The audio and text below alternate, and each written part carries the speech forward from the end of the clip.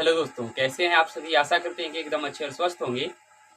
आज हम लोग क्लास 10th और 12th के लिए देखने वाले हैं रस।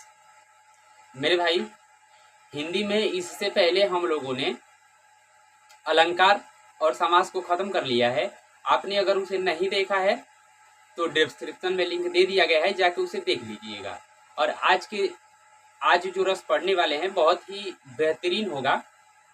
आप यकीन मानिए किसी भी क्लास में होंगे आपके लिए यूजफुल रहने वाला है। स्पेशली भले ही देख के बनाया जा रहा है क्लास 10th और 12th के लिए।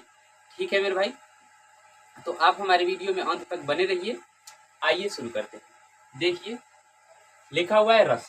हम लोग रस से पहले इस शब्द को देखें। ये जो रस शब्द है ये कहाँ से आया? तो मेरे भाई, रस शब्द की जो निष्पत्ति मानी जाती है, रस शब्द की निष्पत्ति मानी जाती है, ये माना जाता है श्री धातु से। किससे? श्री धातु से मेरे भाई। किससे माना जाता है? श्री धातु से। अब ये ज्यादा आपको लिए इम्पोर्टेंट है नहीं, लेकिन फिर भी आपको ध्यान रखना है, ठीक है, कि रस शब्द की उत्पत्ति किससे मानी जाती है? तो किससे? श्री धातु से। ठीक है मेरे भाई। अब देखिए यहाँ पे रस का जो शाब्दिक अर्थ होता है ये क्या होता है? रस का शाब्दिक अर्थ क्या होता है? तो रस का शाब्दिक अर्थ होता है आनंदानुभूति मेरे भाई। रस की शाब्दिक अर्थ क्या होता है? आनंदानुभूति। आनंदानुभूति क्या होता है कि जब हमारे हृदय में, मन में किसी कविता को पढ़कर, किसी प्रसंग को पढ़कर या फिर किसी को देखकर हृदय में जो आनंद उत्पन्न होता है, या फिर ऐसे कहें कि जब हम किसी काव्य को पढ़ रहे होते हैं तो उसको पढ़ते समय जो हमारे हृदय में आनंद की अनुभूति होती है ना मेरे भाई, वही असल में क्या है? रस है। वही क्या है? रस है। और दूसरी यहाँ पे बात करें तो इसका उल्लेख कहाँ मिलता है हम लोग को देखने के लिए? तो इसका उल्लेख मिलता है आचार्य भरत मुनि के नाट्य शास्त्र में। कहाँ मिलता है मेरे भाई? आचार्य भरत मुनि के नाट्य शास्त्र में। और इसके प्रवर्तक भी आचार्य भरत मुनि को ही माना जाता है। इतनी बात क्लियर है मेरे भाई? इतनी बात क्लियर है तो देखिए, इसके प्रवर्तक किनको माना जाता है? आचार्य भरत मुनि को माना जाता है। इसका शाब्दिक अर्थ क्या होता है? आनंदानुभूति। मतलब आनंद की जो अनुभूति होती है हम लोगों को, वही क्या होती है? उसी को क्या बोलते हैं? रस बोलते हैं। और इसका सर्वप्रथम उल्लेख कहाँ मिला था मेरे भाई? पूछ सकता है ये। इसका सर्वप्रथम उल्लेख कहाँ मिला था? तो कहाँ मिला था? आचार्य भरत मुनि के नाट्य शास्त्र में। ठीक है मेरे भाई। अब देखिए यहाँ पे क्या होता है कि रस के कुछ अंग होते हैं। क्या होते हैं? रस के अंग होते हैं। तो रस के कितने अंग होते हैं? अंग बोल सकते हैं इसको, तत्व बोल सकते हैं। इतनी बात क्लियर है? तो रस के कितने अंग होते हैं? तो 4 अंग होते हैं। टोटल वैसे कितने अंग होते हैं? 4 अंग होते हैं।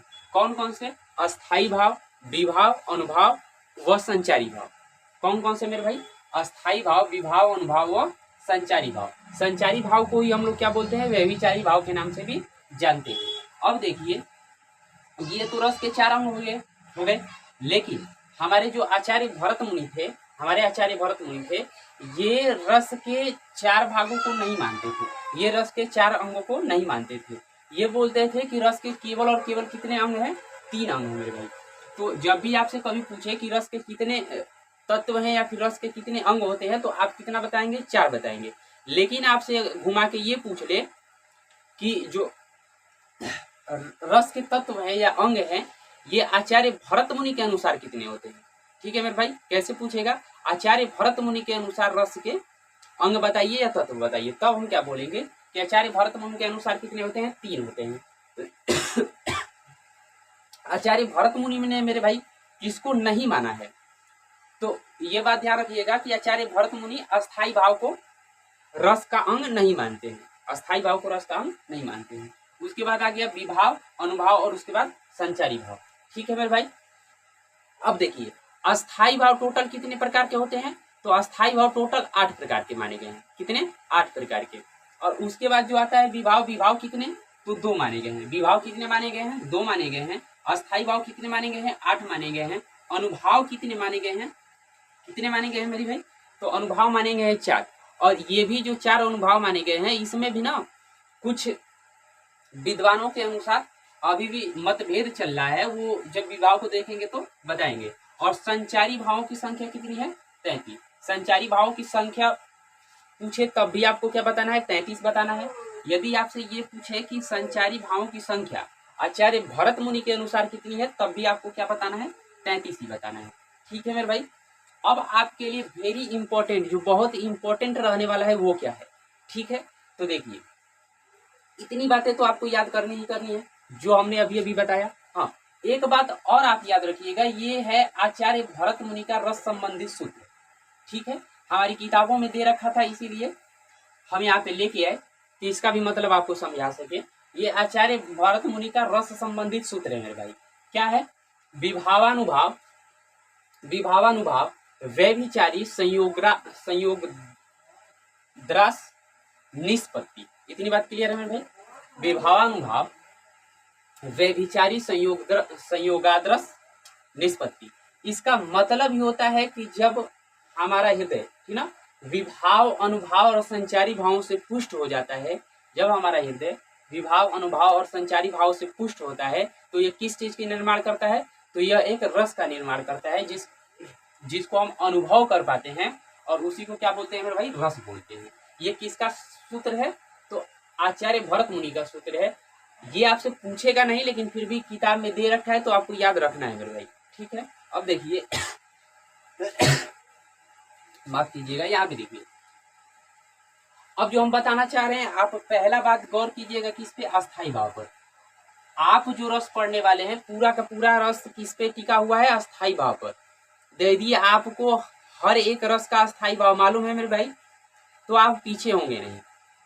देखिए, पहले क्या होता था, आज से 3-4 साल पहले क्या होता था कि गिने चुने 2-4 रस देते थे हमको हमारी बुक में, और उसके बाद क्या होता था कि उन्हीं 2-4 रसों में से क्या पूछता था कि एक रस का एग्जाम्पल पूछता था, और मतलब कोई रस दे देगा और पूछे कहेगा कि इस रस का क्या बताइए, तो उदाहरण बताइए, और इसको मतलब हाँ इसकी एक परिभाषा बताइए। हम लोग क्या करते थे कि रट के जाते थे और छाप के चले आते थे। लेकिन मेरे भाई, पिछले कुछ वर्षों से आप भी जानते हैं, आपको भी ये एहसास हो गया होगा कि अब ऐसे पूछ नहीं रहा है। ठीक है, अब पूछ रहा है 1-1 नंबर में, और खंगाल के पूछ रहा है आपका, चाहे हाई स्कूल में हो, चाहे 12th में, 12 में हो। ठीक है मेरे भाई, तो आपको पढ़ना पूरा है। देखिए, हम बताएंगे कि हाई स्कूल का कितने तक काम मतलब याद रहेगा तो काम हो जाएगा, उसके बाद आप मतलब इसको स्किप कर सकते हैं, लेकिन देखेंगे तो आपके लिए बहुत बढ़िया है। देखिए क्या है, अस्थाई भावों की जो संख्या 8 है, ये 8 अस्थाई भाव आपको याद रहने चाहिए। ठीक है, आपका रस का कोई भी सवाल गलत नहीं होगा। देखिए क्या है, तो देखिए, एक तरफ हमने लिख रखा है रस, और एक तरफ लिख रखा है अस्थाई भाव। एक तरफ क्या लिख रखा है, रस, और एक तरफ अस्थाई भाव। हम ये पहले इसीलिए लिख दे रहे हैं ताकि हमारा बहुत ज्यादा टाइम ना जाए मेरे भाई। देखिए क्या है, सबसे पहला जो रस होता है वो क्या होता है, श्रृंगार रस। कौन सा, श्रृंगार रस। एक और बात बता दें आपको कि ये जो रस होते हैं ना मेरे भाई, क्या ये जो रस होते हैं, ये रस कितने प्रकार के होते हैं, यदि ये पूछ ले तो एक बात और देख लीजिए, ये टोटल 9 प्रकार के होते हैं। कितने होते हैं मेरे भाई, रस कितने होते हैं, तो रस कितने होते हैं, 9 होते हैं। रसों की संख्या जब पूछ ले तो रस कितने हैं, 9 हैं। मुख्यतः कितने हैं, 9 हैं। लेकिन यही आपसे पूछ लिया जाए कि आचार्य भरत मुनि के अनुसार कितने हैं, तो फिर से आपको क्या बताना पड़ेगा मेरे भाई, 8 बताना पड़ेगा। इतनी बात क्लियर है। तो आइए देखते हैं कौन कौन से। देखिए, पहले दे रखा है श्रृंगार रस, हास्य रस, करुण रस, रौद्र रस, वीर रस, भयानक रस, विभक्त रस, अद्भुत रस, शांत रस, वात्सल्य रस, और उसके बाद भक्ति रस मेरे भाई। अब देखिए, अब आप बोलेंगे कि सर आप तो बता रहे हैं नहीं, कई 9 ही प्रकार के होते हैं, और यहाँ पे तो 11 दे रखा है। लेकिन घबराइए मत, हम आपको बताते हैं। देखिए, यहाँ पे पहला रस कौन सा दे रखा है, पहला रस दे रखा है श्रृंगार रस। आपको क्या करना है, फिलहाल क्या करना है, मेरे साथ साथ बोलते चलिए। एक एक रस को हालांकि मैं यहीं पे बताऊंगा, और इसके बाद भी इसको लेके आएंगे। देखिए क्या दे रखा है, श्रृंगार रस। श्रृंगार रस का स्थायी भाव क्या होता है मेरे भाई, श्रृंगार रस का स्थायी भाव क्या होता है, रति होता है। श्रृंगार रस का स्थायी भाव क्या होता है, रति होता है। रति, ये कैसे हमको पता चलेगा सर, तो देखिए, जब भी किसी नायक और नायिका, ठीक है, के मिलन, किसी नायक या नायिका के मिलन या फिर बिछड़ाव या अलगाव की स्थिति पैदा होगी, गौर से सुनिएगा, नायक और नायिका की, तब वहां पे कौन सा, तब वहां पे हमारे हृदय में कौन सा अस्थाई भाव जागृत होता है, तो वो अस्थाई भाव जागृत होता है रति का। ये जब रति अस्थाई भाव जागृत होगा मेरे भाई, तो बोलेंगे कि वो कौन सा रस है, श्रृंगार रस है। ठीक है, जैसे अब इधर देखिए, एक और रस है हास्य रस। हास्य रस क्या है मेरे भाई, तो हास्य रस, इसका स्थायी भाव क्या होता है, हास्य होता है। हास्य रस का स्थायी भाव क्या होता है, हास्य होता है।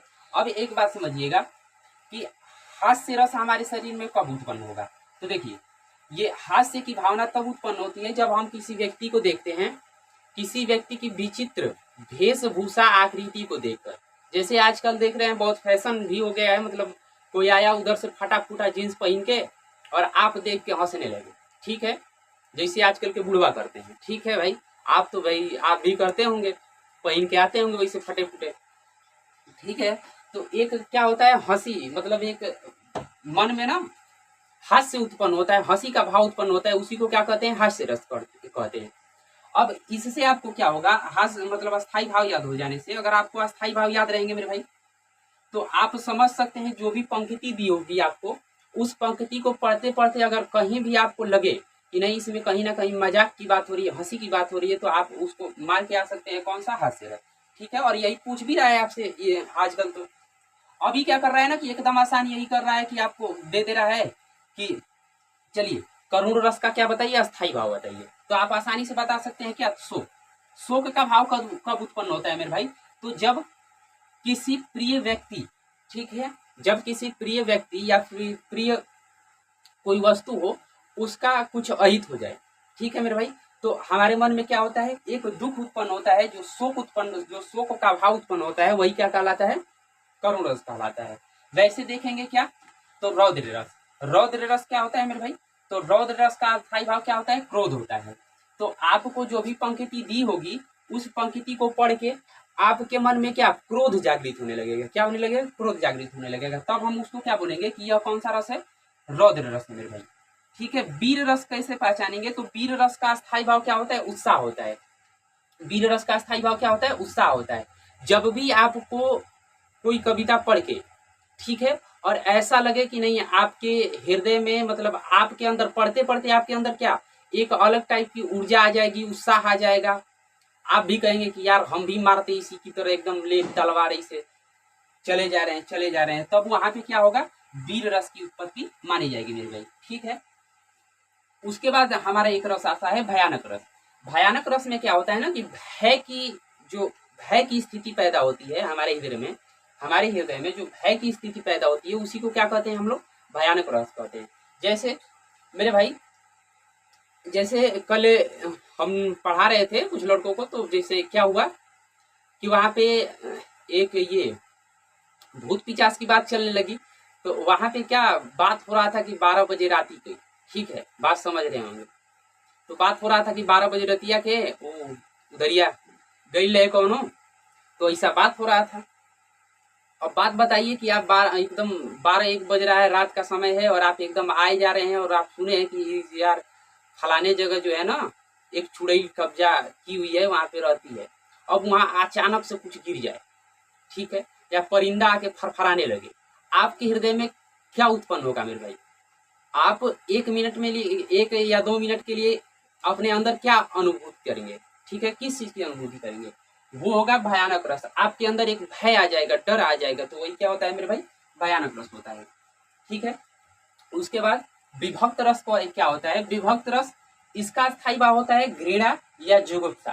अब ये घृणा या जुगुप्सा क्या है, विभक्त रस क्या है, तो देखिए, जहां पे भी आपको जिस पंक्ति को पढ़कर ऐसा लगे, मतलब हमारे हृदय में जब जुगुप्सा या घृणा का भाव उत्पन्न होने लगता है मेरे भाई, तब वो क्या होता है, वीर रस होता है। घृणा या जुगुप्सा का भाव कैसे उत्पन्न होगा, जैसे कोई कौवा है, आप कहीं पे जा रहे हैं, कोई कौवा है, ऐसे ही भाई रोड के किनारे जानवरों को फेंक देते हैं मर जाने के बाद, उसके मृत्यु के बाद, तो क्या होता है ना कि एक कौवा है और उसकी आंखों को खोद खोद के खाए जा रहा है, और आप उसको देख रहे हैं।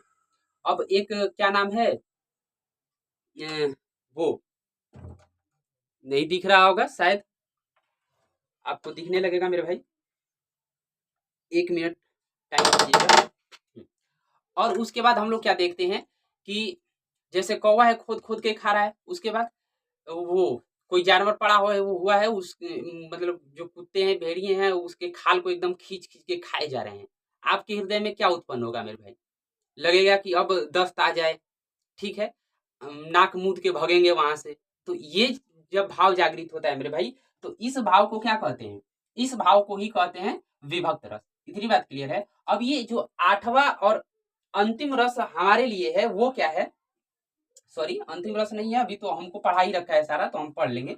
देखिए क्या दे रखा है, अद्भुत रस। अद्भुत रस क्या? जब विस्मय का भाव उत्पन्न हो आपके हृदय में। अब विस्मय क्या है? तो अब कल्पना कीजिए कि किसी ऐसे चीज के बारे में जान गए जो एकदम क्या हो, शौक, मतलब अंग्रेजी में उसको शौक ही बोलते हैं। तो आप क्या हो गया, मतलब आपके हृदय में शौक लग गया, ठीक है। जैसे आप कहीं अचानक बैठे हुए हैं भाई, और अचानक को आपको पता चल गया कि अरे यार कल रिजल्ट आने वाला है, ठीक है, आप डरे सहमे में बैठे हुए हैं, अचानक रिजल्ट आया और आपका मिला यार 100 में 100 मार दिए हैं। बात क्लियर है? तो एक मतलब अजीब टाइप का विस्मय का भाव उत्पन्न होगा जिसको अद्भुत रस कहते हैं। अब इसका थोड़ा हो सकता है कि एग्जाम्पल फिट ना बैठता हो, लेकिन जब अद्भुत रस को लेके आएंगे तो इसके एग्जाम्पल के थ्रू समझेंगे तो ज्यादा समझ में आएगा, ठीक है। अब देखिए शांत रस। शांत रस का जो अस्थाई भाव होता है वो एक्चुअल में क्या होता है, निर्वेद होता है, या फिर निर्वेद ना देकर कहीं आपको सम भी दे सकता है, या फिर क्या, वैराग्य। जब हमारे हृदय में वैराग्य की स्थिति उत्पन्न होती है मेरे भाई, ठीक है, वैराग्य की स्थिति उत्पन्न होती है। जैसे आप माफ कीजिएगा, जैसे आप रजनीश ओशो जैसे किसी व्यक्ति के पास बैठे हुए हैं, ठीक है मेरे भाई, बैठ गए 2-4-10 मिनट बैठ गए, 2-4-10 मिनट, तो उसके जैसे व्यक्ति के पास बैठना, भाई आप बैठ भी नहीं सकते हैं 2-4-10 मिनट, तो बैठेंगे तो भाई वो कितना टाइम जाएगा आपका वो कोई नहीं जानता। आप भगवान गौतम बुद्ध के जैसे महान व्यक्ति के यहाँ बैठे हुए हैं, वो आपको यही सिखाएंगे सब, मतलब वो लोग मतलब आपको ये बता देंगे कि ये जो दुनिया है केवल और केवल क्या है, मोह माया है, आपकी इस दुनिया में कुछ नहीं रखा है। तो आप मतलब वो लोग ऐसे व्यक्ति थे जो आपकी सारी अवधारणा को क्या कर देते थे, खारिज कर देते थे मेरे भाई, जितना भी आपने सीख रखा है बचपन से। तो वो आपको 1-1.5 घंटे में वैराग्य की स्थिति में ला देते थे। आप सोचने के लिए मजबूर हो जाते थे कि अरे यार क्या है ये, अब हमको भी ये सब छोड़ छाड़ के जंगल में चल जाना चाहिए जैसे भगवान गौतम बुद्ध ने किया। तो आइए, तो वो क्या होता है, उसी को क्या कहते हैं, शांत रस। मतलब कोई ऐसी पंक्ति आपके सामने आ जाए जिसको पढ़ के कुछ नहीं कहा जा सकता है, एकदम आप क्या हो गए, मौन हो गए, शांत हो गए, हृदय को शांति मिली, और लगा कि नहीं हमारा जुड़ाव किससे हो गया, परमात्मा से हो गया, परमात्मा है, ईश्वर। तो इन सब चीजें में तब हम क्या बोलेंगे कि तब हमारे अंदर किस चीज की उत्पत्ति हो रही है, वैराग्य की उत्पत्ति हो रही है, और वही क्या होता है, शांत रस होता है मेरे भाई, ठीक है। और लास्ट है वात्सल्य रस, जिसका स्थायी भाव वात्सल्यता होता है, या फिर इसको वात्सल्य भी कह सकते हैं मेरे भाई। क्या कह सकते हैं, वात्सल्य भी कह सकते हैं। इतनी बात क्लियर है। अब इसमें क्या होता है, इसमें जैसे माता और बालक के प्रेम की जब आपको बात देखने को मिले ना, तो वहां पे हम लोग क्या कहते हैं कि नहीं यहाँ पे कौन सा रस है, वात्सल्य रस है, ठीक है। जैसे भगवान श्री कृष्ण और यशोदा माता, ठीक है, इन दोनों का जब प्रसंग आए, ज्यादातर यही होता है, ये दोनों लोगों का प्रसंग आता है, तो प्रसंग आए तो आप समझ लीजिएगा कि वो कौन सा रस है, वात्सल्य रस है, ठीक है। वैसे वात्सल्य रस के उदाहरण आपसे पूछेगा नहीं, हाँ, लेकिन ये मतलब आप अस्थाई भाव याद कर लीजिएगा, अस्थाई भाव तो पूछ ही लेगा, कोई भी पूछ लेगा, ठीक है। आगे देखिए भक्ति रस क्या होता है। तो देखिए हमको यहाँ पे ये जो 9 रस अभी अभी पढ़े हैं, 9 रस तक पढ़ना है। हालांकि क्लास 12th में ये वाला रस पढ़ा रखा है, वात्सल्य रस, फिर भक्ति रस नहीं पढ़ा रखा है। हमने आपको बता दिया कि जहाँ भक्ति भक्ति की भाव उत्पन्न हो ना, वो क्या होता है, भक्ति रस होता है। तो इतनी बात क्लियर है। अब देखिए ये तो हमने एक एक करके आपको बताया। अब क्या है मेरे भाई, आपके लिए एक बहुत ही सिस्टमेटिकली चीज लेके आए हैं ये, ठीक है, इंपॉर्टेंट है, इसको नोट जरूर कर लीजिएगा।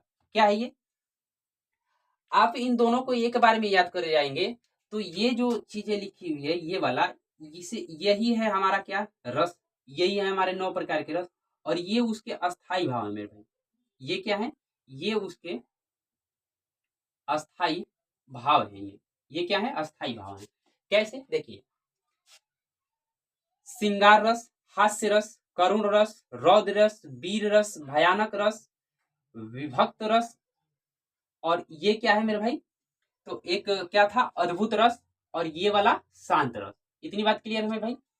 क्या इसको कैसे पढ़ेंगे, तो सीहा करवी भैवी आशा, ठीक है, ऐसे पढ़ सकते हैं आप। और इसी के ऊपर, जस्ट इसके ऊपर क्या हमने, मतलब हमने किसको लिख दिया है, इसके अस्थाई भावों को लिख दिया है। जैसे रहा सोक्रो उभ जुबिनी, ठीक है। जैसे देखिए, श्रृंगार रस का अस्थाई भाव रति, हास्य रस का अस्थाई भाव हास्य, करुण रस का अस्थाई भाव शोक, रौद्र रस का अस्थाई भाव क्रोध, वीर रस का अस्थाई भाव उत्साह, भयानक रस का अस्थाई भाव भय,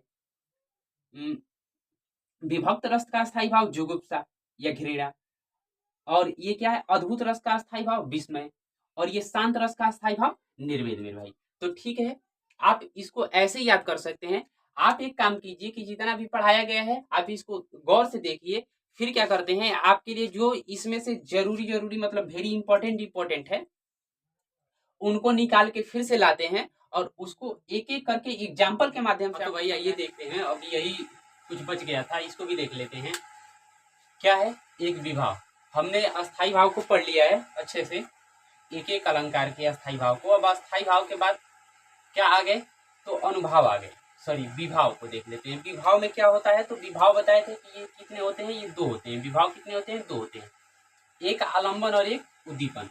हालांकि वहां पे लिखा था लेकिन बता नहीं पाए, लेकिन यहाँ पे देख लीजिए, आलम्बन और उद्दीपन।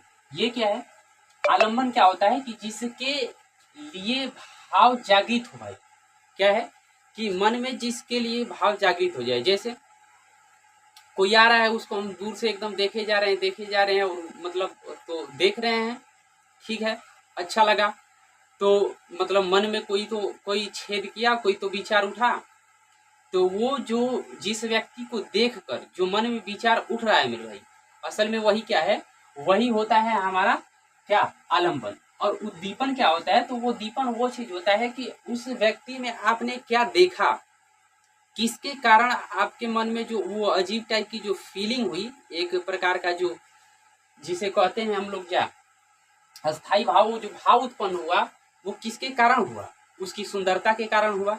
यदि सुंदरता के कारण हुआ होगा तो आप मोहित हो गए होंगे, ठीक है, कि क्या उसके वेशभूषा को देखकर हुआ, है ना मेरे भाई, उसके वेशभूषा को देखकर हुआ, तो वो जिसके कारण हुआ उसे क्या कहते हैं, उद्दीपन कहते हैं। इतनी बात क्लियर है।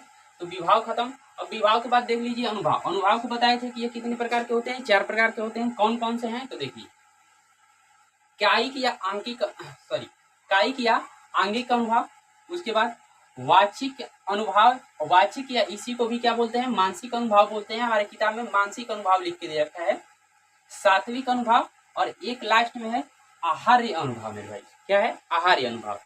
तीनों को बहुत ही संक्षिप्त उदाहरण से समझते हैं। देखिए, कायिक या आंगिक अनुभाव क्या कहता है, किताब में थोड़ा सा घुमा फिरा के इसको बता रखा है, लेकिन हम आपको सीधा सीधी बता दे रहे हैं कि कायिक अनुभाव क्या है, कि नायक नायिका के द्वारा जो प्रेम होता है ना, नायक नायिका के द्वारा जो प्रेम है, वो नायक नायिका के द्वारा किया गया शारीरिक प्रेम। इतनी बात क्लियर है मेरे भाई। फिजिकल जिसको हम लोग इस समय में बोलते हैं, वैसा प्रेम क्या है, तो उसको क्या कहते हैं, कायिक अनुभाव कहते हैं। अब एक बात समझिए, नायिका आई, नायिका को आपने देखा, आपके मन में कुछ ना कुछ भाई जिज्ञासा उठी, वो क्या है, तो वो था मेरे भाई आलम्बन। अब किस चीज के लिए उठा, उसकी जुल्फों को देखकर उठा, उसके चेहरे को देखकर उठा, तो वो क्या है मेरे भाई, वो हुआ उद्दीपन। और उसके बाद अब आप उससे मिले, ठीक है मेरे भाई, आप उससे मिले। अब मिले तो अब आपके मन में, हृदय में एक मतलब लालसा होगी कि हम उससे क्या कर ले, बात कर ले। क्या कर ले मेरे भाई, बात कर ले। तो बात करने की जो लालसा उत्पन्न होगी ना मेरे भाई, वो लालसा क्या कहलाती है, उसी को कहते हैं वाचिक अनुभाव या मानसिक अनुभाव। ठीक है मेरे भाई, बात करने की लालसा। अब क्या होता है कि आप बात करने के लिए तो भाई बेताब हुए जा रहे हैं। अब क्या हो, वही आके आपसे बात कर ले। इतनी बात क्लियर है मेरे भाई। वही आके आपसे क्या कर ले, बात करने लग जाए, कुछ पूछने लग जाए, तो आप तो भाई बिना बिना प्रयत्न के, मतलब आपको प्रयत्न भी नहीं करना पड़ा उससे बात करने के लिए, ठीक है मेरे भाई। तो बिना प्रयत्न के और उस समय जो आपके हृदय में जो लालसा उत्पन्न होगी वो क्या होगी, वो सात्विक अनुभव होगी मेरे भाई। और इसको एक प्रकार से और समझ सकते हैं कि मान लीजिए कि आप कहीं पे जा रहे हैं, कोई व्यक्ति आपको मिला, घनघोर अंधेरी रात है, मिला व्यक्ति और उसके बाद आप दोनों मिले, वहां पे ना चाहते हुए भी आप दोनों के बीच में कुछ हो जाए मेरे भाई, आप दोनों के बीच में कुछ हो जाए, कुछ भी हो सकता है, झगड़ा भी हो सकता है, बात समझ रहे हैं। तो उसे हम क्या कहेंगे, सात्विक अनुभव कहेंगे।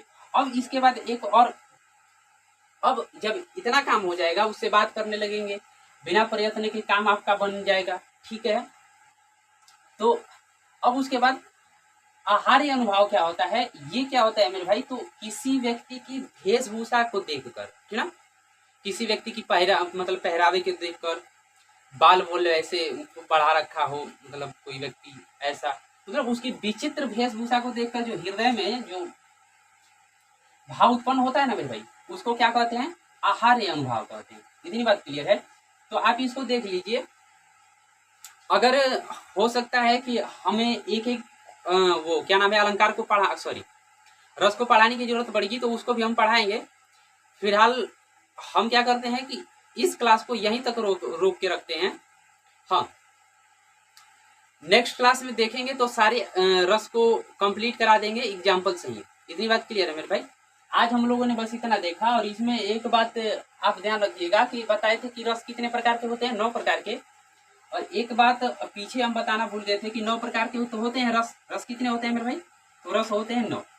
और हमने बताया था कि आचार्य भरत मुनि ने क्या चीज, आचार्य भरत मुनि जो थे, इन्होंने कितना माना है, 8 माना है। तो किस रस को नहीं माना है, तो इन्होंने शांत रस को, जो है ना, जो शांत रस है, शांत रस को इन्होंने रस नहीं माना है मेरे भाई। तो आपसे ये भी पूछा जा सकता है कि आचार्य भरत मुनि के अनुसार कितने रस होते हैं, तो 8। आचार्य भरत मुनि ने किस रस को रस नहीं माना है, तो आप बता सकते हैं कि किसको, शांत रस को। इतनी बात क्लियर है मेरे भाई। तो ठीक है, ऑल द बेस्ट, मिलते हैं नेक्स्ट वीडियो में। धन्यवाद।